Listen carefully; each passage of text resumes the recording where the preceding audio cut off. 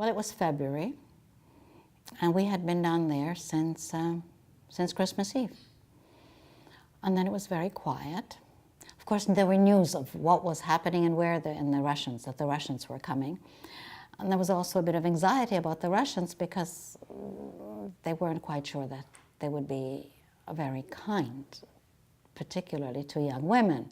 So as soon as we knew that the Russians were on our doorstep, my aunt, who was very beautiful, and Mária, who also was, went and hid among the ruins upstairs.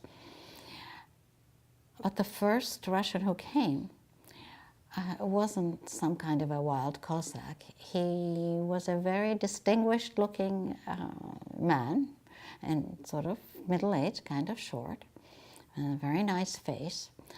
And I think I may have said a Russian word, because we were getting ready.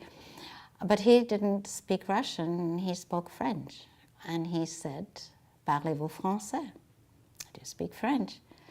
And my grandmother, who was a very well-educated lady, finally could get into her stride. And she said, with a Hungarian accent, "Voi." And then he told her that the Russians had liberated Budapest, and she passed the word on to the rest of the inhabitants of the cellar